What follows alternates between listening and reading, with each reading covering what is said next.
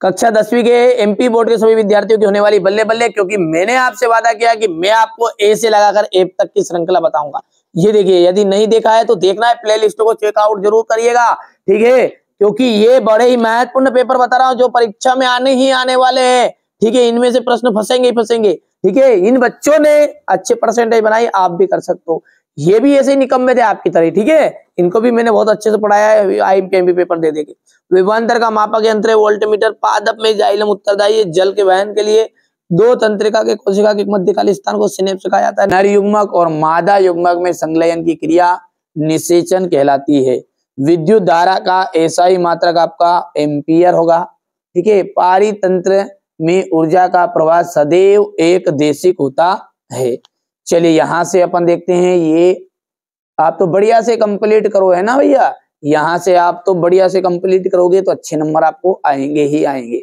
वे अभिक्रिया जिनमें उत्पाद के निर्माण के साथ साथ उष्मा भी उत्पन्न होती है, उष्मा छिपी अभिक्रिया कहलाती है। जब एक जल एक क्या है, उदासीन ऑक्साइड है।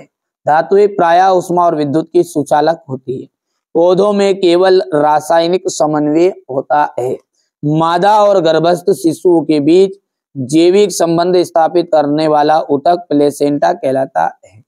मेंडल ने वंशानुगति के नियमों का प्रतिपादन किया, ठीक है भैया। यहां से देखिए, ये क्वेश्चन नंबर आपका 2 है, और बढ़िया से आप तो कंप्लीट करिए, बढ़िया से मेहनत करिए। आपको अच्छे अंक प्राप्त कराने के लिए मैं आपके साथ हमेशा तैयार हूँ। चलिए तो आगे बढ़ते हैं। विद्युत की सुचालक आधातु का नाम बताना है। देखिए आधातु पूछा है, धातु नहीं पूछा है ना। तो एसी विद्युत की सुचालक आधातु है आपकी ग्रेफाइट। क्या है? ग्रेफाइट। दूसरा है आपका रक्त का थक्का बनना। रक्त का थक्का बनना, ये किसके लिए कौन उत्तरदायी होता है? प्लेटलेट्स इसका उत्तरदायी होता है। स्वपरागन हमारा द्विलिंगी पुष्पों में ही होता है, एक लिंगी पुष्पों में पर परागन होता है। लिंग गुणसूत्र, लिंग गुणसूत्र जो है लिंग निर्धारण के लिए उत्तरदायी होते हैं।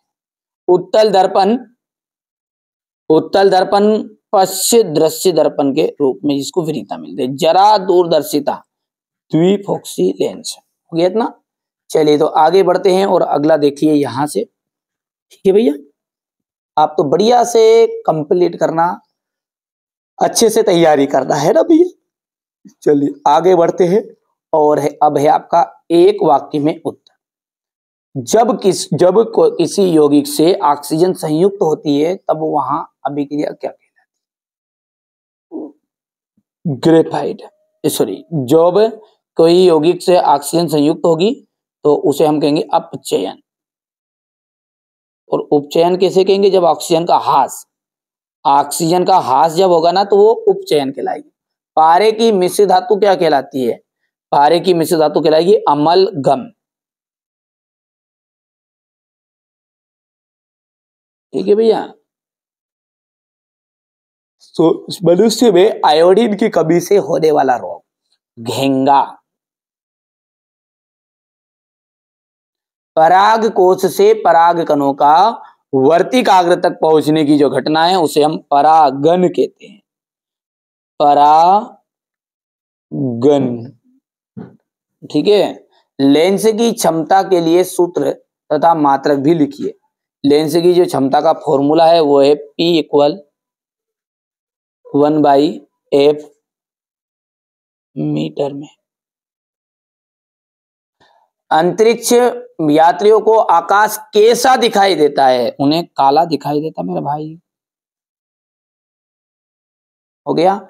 चलिए अब क्वेश्चन नंबर ये 4 है, इंग्लिश मीडियम वाले बच्चों का है।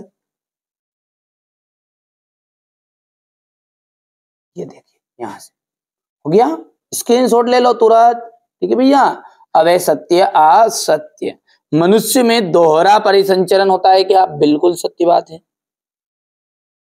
दूरदृष्टि दोष को दूर करने के लिए उत्तल लेंस का उपयोग करते हैं, सत्य है। अमोनिया क्लोराइड को जल में घोलने पर विलयन ठंडा हो जाता है, उष्मा छिपी अभिक्रिया है, ये आपका असत्य रहेगा, ठीक है।